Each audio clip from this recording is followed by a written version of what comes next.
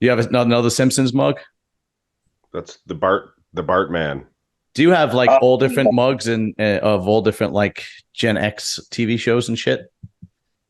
I got a lot of them. See, the Bart man. Oh, Mark has the collection of mugs is what I'm starting to realize about Mark's Max Muscle. Golden Girls. I have a lot of Golden Girls. I love that show, man. Fucking love Yeah, that yeah. show. Finally, Yeah. finally, Love somebody that show. see the younger guys. They don't know. They have no idea. They think it's just I a used show to- about old people.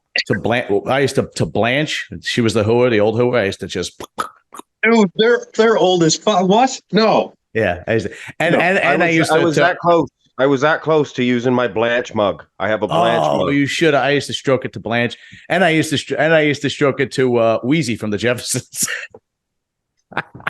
Easy. Actually, I was too young. I just humped the bed. No. I think on second thought, Mark, you shouldn't have that mug on the show. Anyway, Leave that out. so here we are in Serious and Silliness, and we got Mark from Mark's Max Muscle and KENSON from EP09, two of the very best bodybuilding shows. Fuck Hostel and fuck RX and fuck Muscular Development. Us three are the best, clearly. Just goes without saying. And me and you have an apology, or not an apology. We have a bowing down, so to speak. KENSON. I'm a fucking soul. He was right. We were wrong.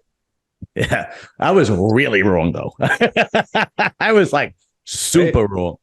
Did you guys watch the wrap up I did when I talked about how wrong I was and I was like I got my ass kicked? I haven't stopped putting videos out, so I see that, man. I can't keep up. Holy shit. I know. The thing of it is, people want to see Andrew Jack right now. If I waited till next week, right, to do all these Andrew Jack videos, the views would be not as good. Right. Yeah. You used to do that with Nick Walker after he won New York Pro too. I remember people were just like, "Give me more Nick Walker, give me more, give me more," and you did. You wouldn't believe the amount of subscribers you get from these videos, and that's what I like the most. That's what I like the most. But I am not going to do another Andrew Jack video. I made sure I did a Carlos Thomas Jr. video first. Oh, okay. But tomorrow's You Pick Tuesday, so if they pick one and they vote on Andrew Jack, the only one of them will have Andrew Jack in the choice. Yeah, I only allow one. I actually started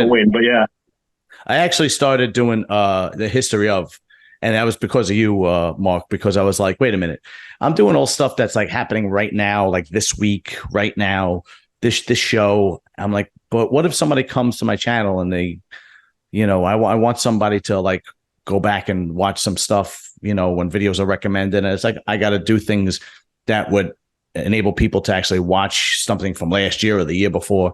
So I was like, all right, let me start off with my top five picks of greatest bodybuilders ever. So I started that video. Yeah, I did it. And then it was good. Yeah. I've never seen that. Yeah, it wasn't bad. Then I had top five, and then I had three honorable mentions. So the next one is going to be I'm probably going to do the top five uncrowned Mr. Olympias. Basically, people. That's a good one. Now, are you going to do the list uncrowned, like a guy was so good he should? It's a crime that he wasn't Olympia champion, or are you going to do it as this guy should have won this event? No, it's going to be doing the second one. The second one, my guess. It's going to be it's going to be guys. Neither, right? I'm going to do guys that have come in second, either multiple times and never got the fucking big Olympia win. Like Kevin Levrone. Like Kevin Levrone, like Kai Green, like Nasser. And see, I can't think of one actual instance where I would have definitely given it to Kevin, although he should have somehow won an Olympia title. There are times 100%. So there's going to be times where a person should have won, and then there are going to be times where the person just couldn't have won, and I would love to. That's going to be good. I would love to interview somebody like Kevin Levrone, not Kai Green, because he'll talk till the day is done and you'll just pass out. Talk about the grim Lord systems. Right, exactly. But I would love to know how you won't give you a straight answer, dude. Yeah, forget it. I would love to know how you deal with being second multiple years in a row, and you have to cope with the fact that if this guy wasn't on planet Earth, I would be the best in the world. Do you know what I mean? It's got to be frustrating. And of course, would he though? Would he though? Or does the IFBB have their sights set on someone? That is, yeah. I mean, it's an interesting theory. Like, Mike Menser is going to be on my list, right? Because that in 1980, because the year before he won the heavyweight in '79. He 2 years in a row he won the heavyweight. Yeah, so everybody was. I'm not mistaken. No, you're right. In 1980, he was ready. Like people were like talking about him, like he was going to win the whole thing, and here comes Schwarzenegger out of nowhere. Could you imagine how upset they would have been? Well, I understand that in the backstage, like Mento was really, pissed and fucking argued with Arnold. Pointed in his face. Yeah, because Arnold was not a tough guy. He had a smart mouth. He could beat me up. Yeah, right. But he wasn't a legitimate tough guy. I wouldn't have fucked. Maybe not a wrestler. Yeah, but if you were putting up against an actual fighter, no chance. He wouldn't want to hear my pretty face. No. Even anybody who's my just size, nobody wants to fight me anyway. Yeah, right, exactly. And who would want to fight him now? He's an old man. yeah. No, and then, they're like.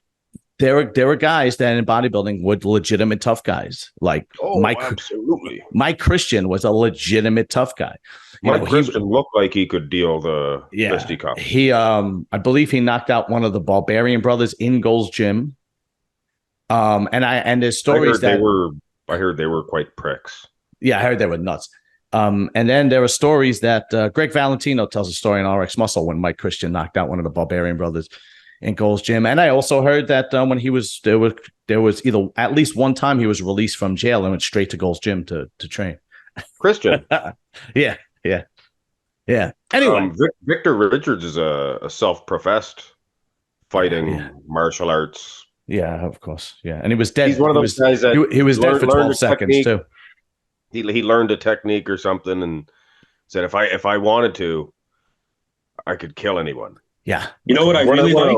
You know what I really like that just happened though? I really like how Mark tried to brush over the whole I got the Texas Pro right, and he was like, yeah, we kind of got to mention it, but here's a whole other thing that was he deflected the whole shit. I look good for mentioning it. I look good for mentioning it, and then listen, Mark, Kenson was right. You were very, very close, Mark. Like seriously, I was so wrong. It was ridiculous.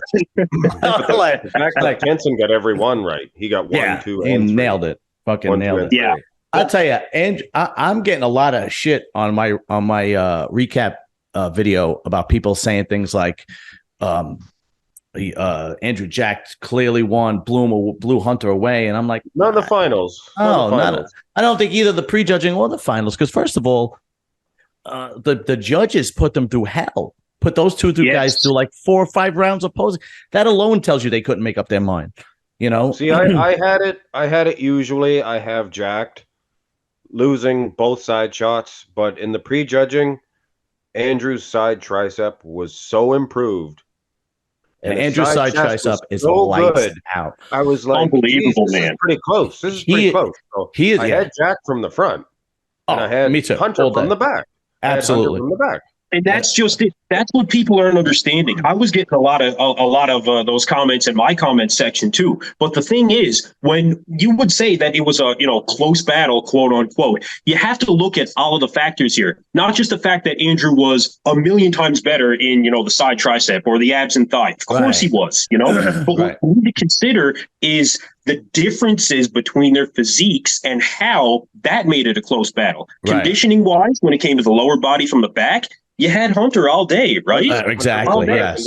Hunter was better condition. And arguably from the front as well, in the leg department. But I mean, that was not enough of a significant factor to beat Andrew Jack in all the other facets. Just coming down to structure alone, Andrew just has a genetic God-given gift that allowed him to defeat Hunter.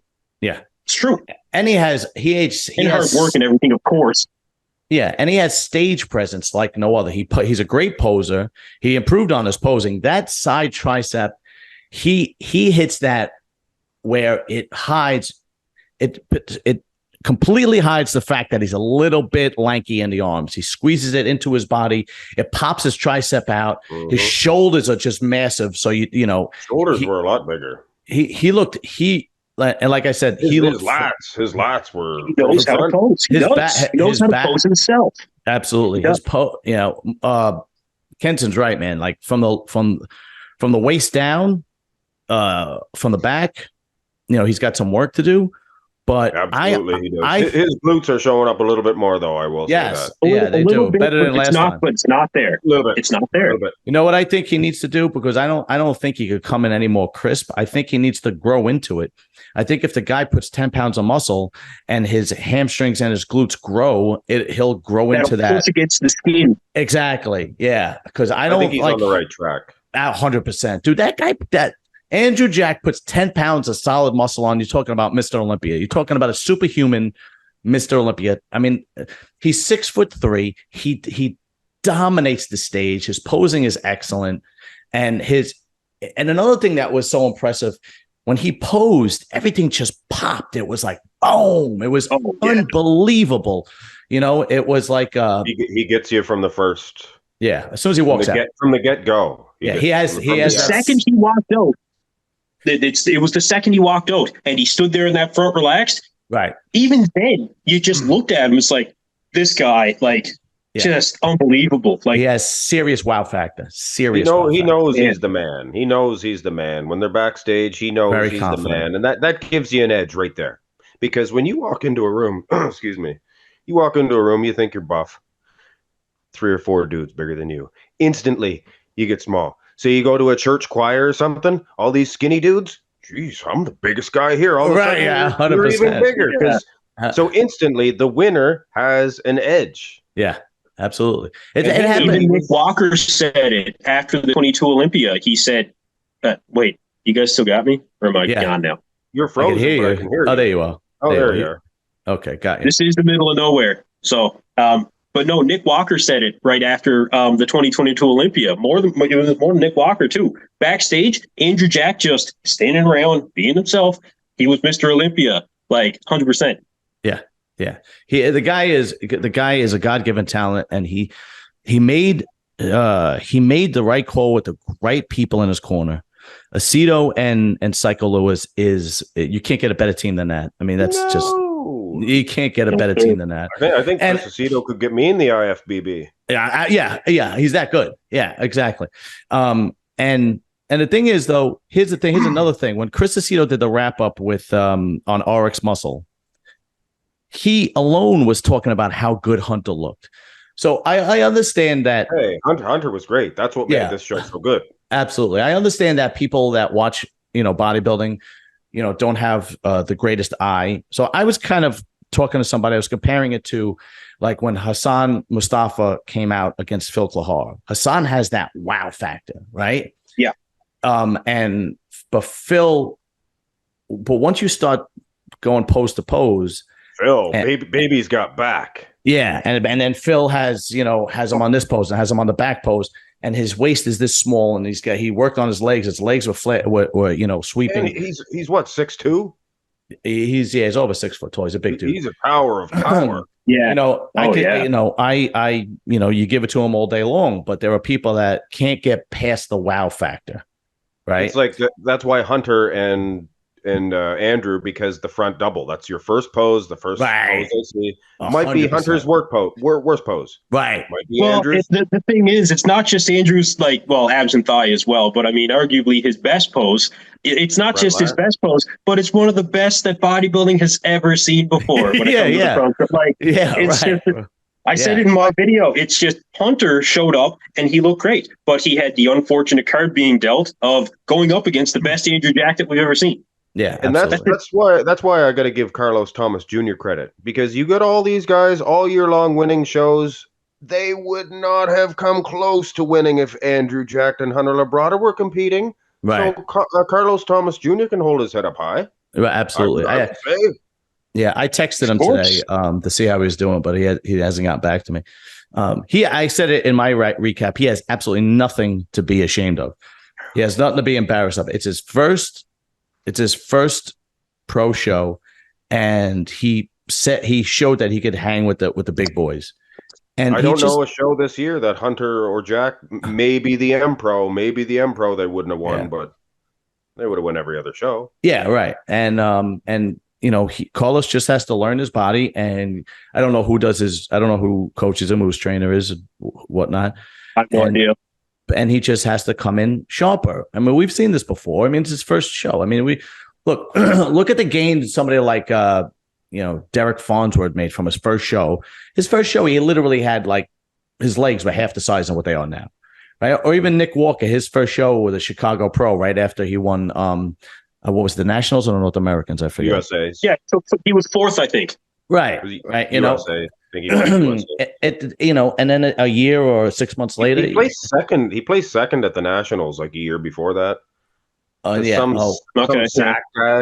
Some Zach guy beat him. Yeah. He didn't do nothing after that. Yeah, I haven't heard from Zach King Kong. No. No. There was another. I know who you're talking about. No. Anyway. I know who you're talking about. Yeah, we have not heard from that. There's a couple of guys that won national level shows, and we kind of, for whatever reason, we kind of haven't heard from them. Carlos won the MPC Nationals. Yeah, Carlos won the Nationals. Right. I think Nick won the North Americans, if I'm not right. No, Nick won the USAs. You sure? During COVID? Because I know it was 2020. No, Nick was pro before COVID, wasn't he? It was like the Americans or something. It was 2020. Yeah, I think it was 2020. Okay. Yeah, so I thought it was the North Americans, but I might be wrong. But it has the name America, so you're probably right. I thought it was the USAs. Okay, but here's the thing. I had some people in my comment section saying that Carlos didn't even deserve third place, but we were talking about it in the group chat. Yeah, and what I said was Carlos, he received, whether you think he deserved it or not. I think the reason he got it was because his level of muscularity was of greater. It was of greater consideration for the third place finish than the conditioning that we saw from Lewis Breed or Jordan Hutchinson, which was great. But it's a muscle contest at the end of the day, and I'm actually glad that and his shape, of course. I mean, his incredible shape. There's no question. Yeah, that's why I think he got third. Was Breed that peeled? Oh, he was. Good. Yeah. Breed looked good. It's just Breed doesn't have a lot more conditioned than Carlos. Yeah. He was.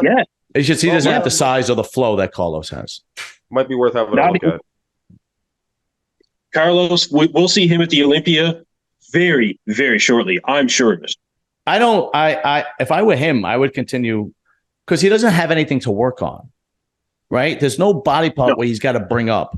So if I were him, I would compete again this year.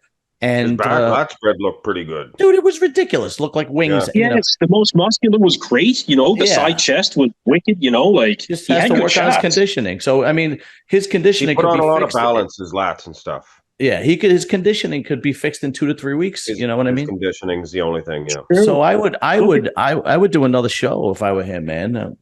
And because why not? What does he got to come in? Maybe. What's he got to come in 5-10% better to win a show? I mean, everybody's or just win a weaker show, right? And then you could come in another. Yeah, and then you could come in another 5 to 10% better at the Olympia, right? I mean, it's not going to do him any favors though. If he doesn't, he needs to work on his. You know what I mean? It's going to do him the best favor to defeat some of these guys. Absolutely. Do the Legion in 7 weeks. Do the Legion in 7 weeks. Exactly. You're going to be in the Legion though. Charles Griffin, right off the bat, right? Yeah. Now Eric Wood, I put him in a video today. He got 5th at the New York Pro that just passed. That's right. Now he's getting better. Give him another year or two, and he's really going to be a factor. But I'm pretty sure I heard. Don't quote me, but maybe Justin Rodriguez as well. And don't quote me, but I heard it might have been a possibility. Yeah, I don't know what happened. There's going to be a lot of guys that don't qualify. There's going to be a lot of guys like you got Regan coming up and a bunch of guys like that might not qualify. Did you see what Regan looks like? Oh, no. I'm sure he will. But you got Blessing. Blessing looks pretty good lately. Yeah, that's going to be a good show. The Italy show, because what's his name doing the Italy show too? Vito. There's a stocky guy, great big thick arms on him. But what about the guy? Vito.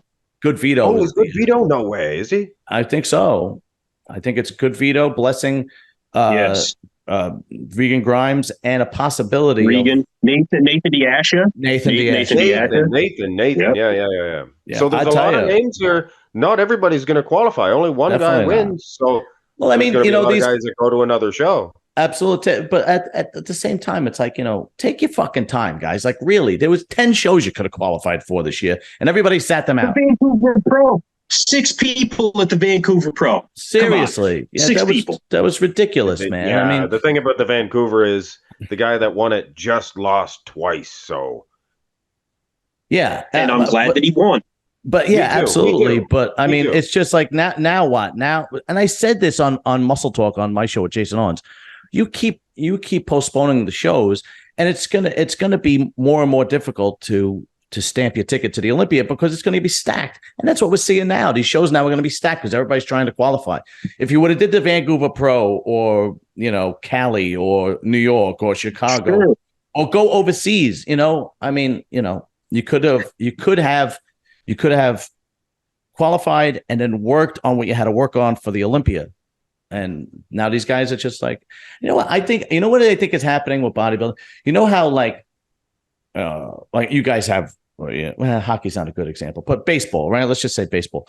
That's awful stereotypical there, John. Like we don't just know hockey because we're Canadian. No. Yeah, but I prefer hockey over baseball. Let me explain. I do know hockey, but that's not the point. But let me explain before Yeah. Fucking Canadians. Give me a second. All right, hold on. Okay. What I mean by that is, let's say baseball, right? Baseball players or even football players, right? The fans get so crazy. It's like, the fans are so emotional. Like, why can't you just fucking do that much and fucking win?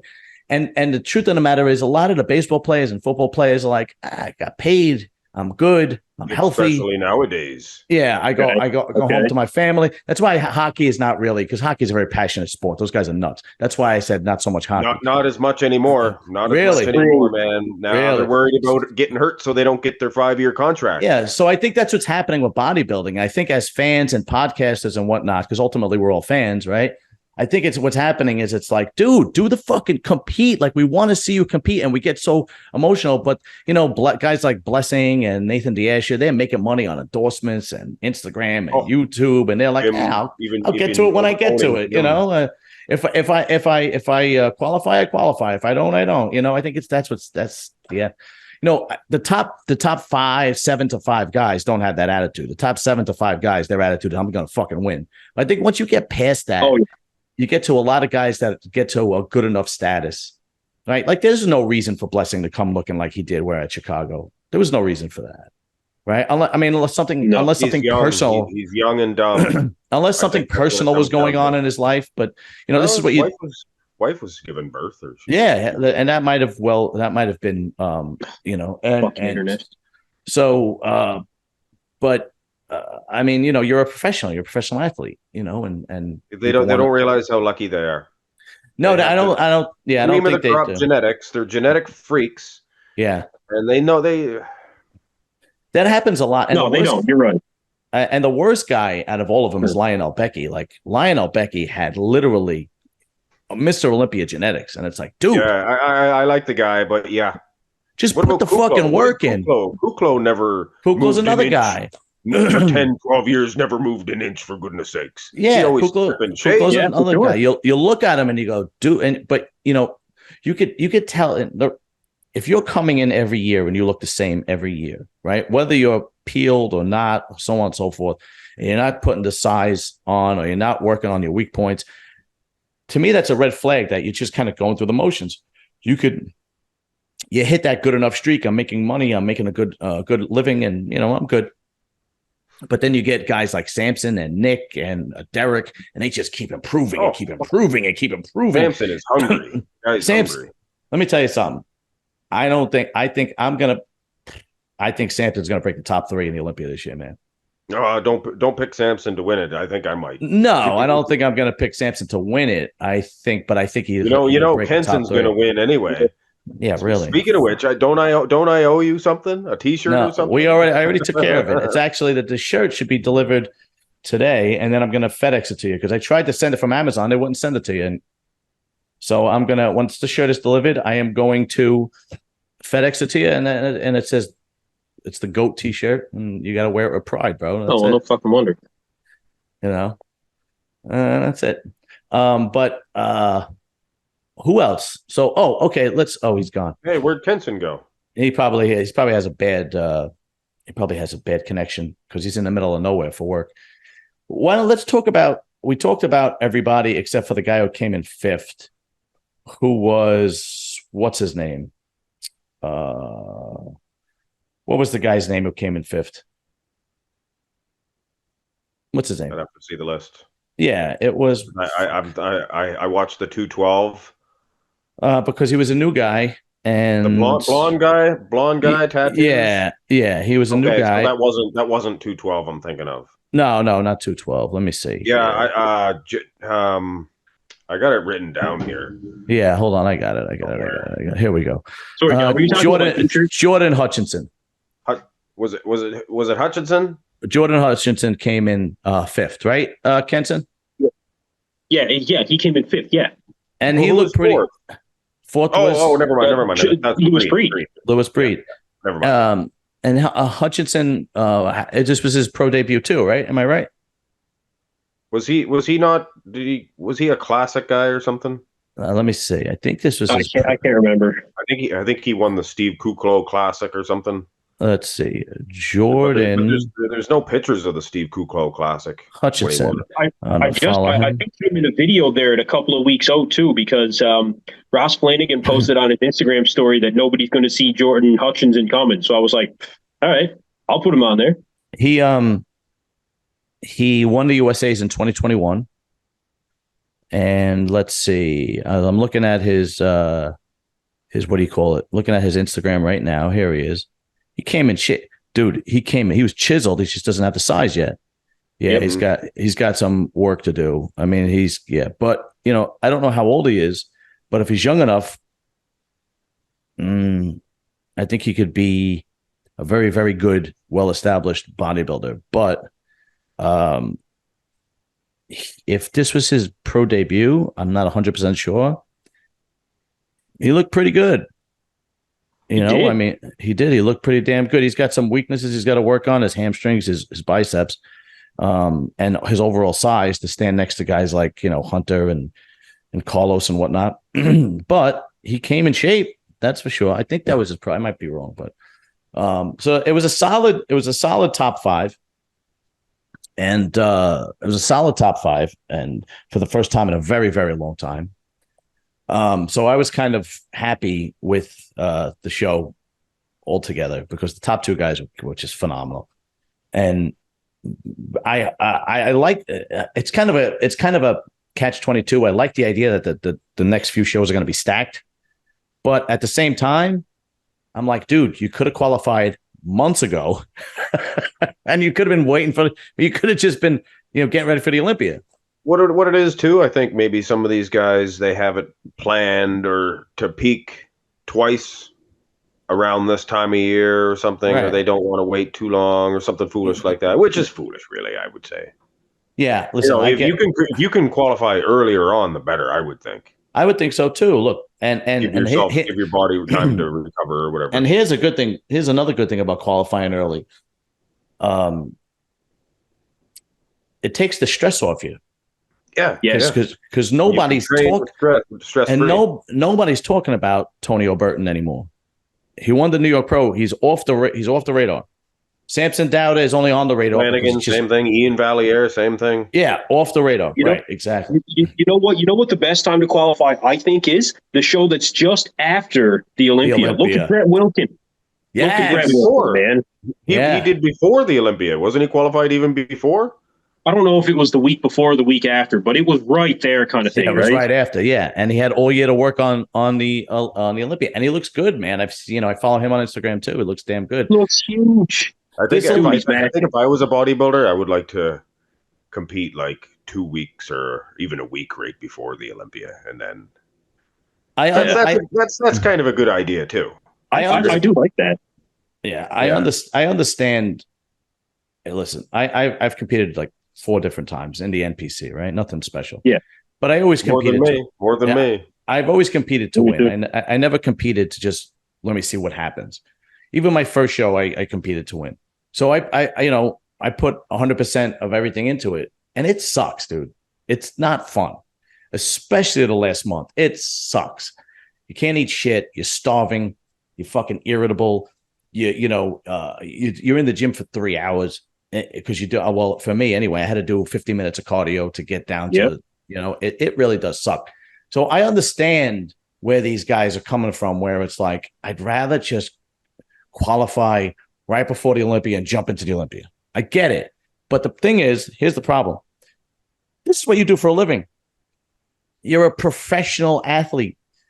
This is what you do. You want to trade places? Because I'll trade places with you, and you could be in ankle deep in shit with dead rats floating around you in the sewer, and I'll be a champion bodybuilder. That's fine. If you want to, I'll have no problem suffering to fucking compete in the Olympia. So, I think you're right. I think some of these guys don't understand. I don't get that how lucky they are. I think a lot of them also, don't recognize their fans well enough. Yeah. Because they're used to them. They're used to always having them. I've had interviewed guys on my podcast, and I'm not going to mention names, and I've seen them in person, and I'm a fan first, right? And I see them in person, I'm like, hey, and then they just kind of give me a nod and walk by, or shake my hand and leave, or, and then I've gotten to guys where I wanted to, I'll just say it. Well, I don't know if the guy had a shit day or not, you know what I mean? But I'm a huge Fouad Abiad fan, like, especially, he got me and my wife through COVID, because between him and, God rest his soul, who was the guy that passed that was on the show? Luke Sandow. And then after that, it was Nick Walker and Guy Sistanino. Those guys got us through COVID. My wife was home. She had to shut down. I wasn't working overtime. The gyms were closed. And I would say to my wife, oh, there's a new, podcast. And she would watch it with me. She loved it.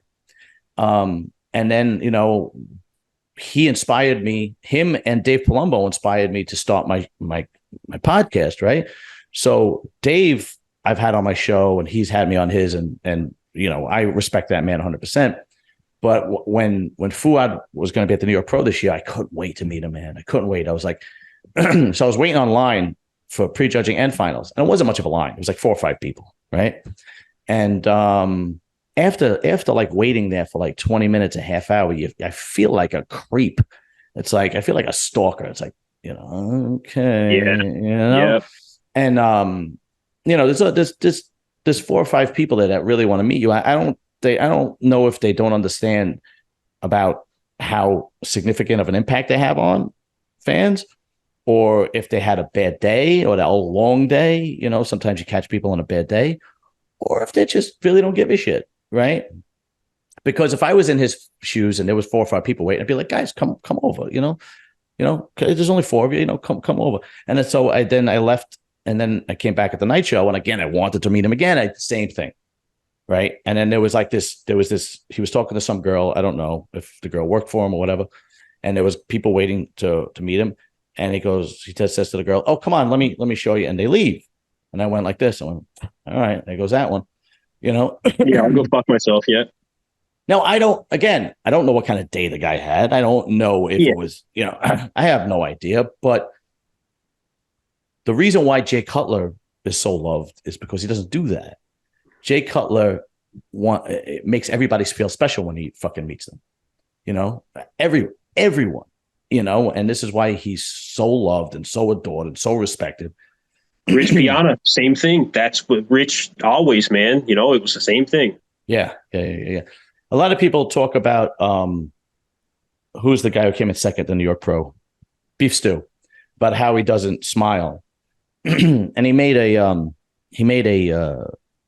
post about it. He made an Instagram post that he spoke to Steve Weinberger, and Steve Weinberger says it doesn't matter if you smile on stage or not. It's not about smiling on stage. It's about having the likability as a person, so that people could approach you and it will lead you to better business deals. You know, people, endorsements and supplement companies want people to know that they could talk to you and want to buy the products that you're endorsing and so on and so forth. So, you know, if you have a bad day or something like that, I get it. But for the most part, being likable is very, very, because, you know, it's not like hockey or baseball or football where you're never going to meet your favorite star, right? Your football player, baseball player. You go to a New York Pro, you go to the Olympia, and they sign an order. You meet them over and over and over again, and it says a lot, you know. So if an athlete has an endorsement for, I don't know, fucking Muscle Tech or whatever, you know, and they leave a bad taste in your mouth, you go, fuck Muscle Tech. I'll buy BSN. There's a million of them, right? So it's just constructive criticism. First of all, I had Beef Stew on. I interviewed him. In an interview, the guy was fantastic. He's a fantastic bodybuilder. That guy, you know, he's off the radar now because he did the New York Pro, and then he did the show after that. I forgot what it was with Cali. Cali. He was third, I think. And this was his pro debut this year, and he did a little bit more crisp at the New York, I would say. Yeah. And you know, and he's another one that's going to be a fantastic bodybuilder if he has, you know, the drive, because that guy genetically is fantastic as a bodybuilder. KENSON, if I'm not mistaken, you were one of the first ones to start talking about Beef Stew before the New York. That's what I do on my channel is I find the up and coming guys and I feature them. You know, that's one of the things that I've done, and I've done very well. Even when it may cost me a few views, these guys are the stars of tomorrow, dude. That's right. We all know that you have, but let's be real. Well, you got to talk about the top guys. Your news videos. Yeah, you can throw them guys in them ones. You can, you know, and I like to feature them at the start of the video. This guy is really going to be something. I was doing the same thing with Elliot Dermond. Nobody was talking about Elliot Dermond. I mean, Nico Stallone was another one, you know, he's still on his way up. But I mean, Derek Lunsford himself told Nico, once he dials it in, he's going to be a threat in the IFBB. There's no question, right? I like to feature these. I love finding the new talent, man. Now, like I was saying, you have to talk about the top guys out there. That's just a reality, right? And I mean, helps your channel grow. Helps your channel. Well, yeah, and I want to too, right? Like, who doesn't want to, like, the top 15 guys in the Olympia are primarily who you want to talk about, right? Yeah. But me, John.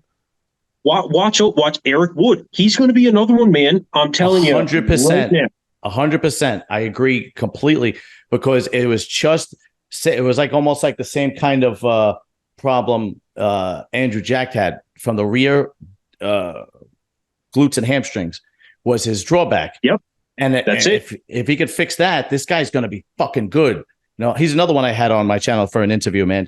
Because I try to do the same thing where I find the young guys and bring them on, right? For a couple of reasons. One, they deserve the recognition, and two, it helps my channel. And I would hope that they understand that I didn't wait around till they were champions to try to get them on, right? And so they would come on whenever I want. Like Samson Dowda, literally, I will come on anytime I ask him to come on, because he was one of the. You were preaching his choir before right? Yeah, and that says a lot about a man's character. It really, really does. Speaking of which, did you see Vlad Zukarupchko was on RX Muscle today? No. I've been so busy. I haven't watched any videos in the last. Yeah, I was like, son of a. I was like, of course you'd go on RX Muscle, you bastard. Check your DMs. I must have DM'd you 10 times. No, but he's only 27 years old. He put on. I know. A mere pup. They showed a picture of him when he was 17, and when he was 17, it was like 145 pounds, and now he's 270. Yep. In 10 years, he put on 70 pounds of muscle. Holy shit. It's crazy, man. It's unfucking believable. Anyway, KENSON wins. He gets the shirt. I'll send it to you. Wear it with pride.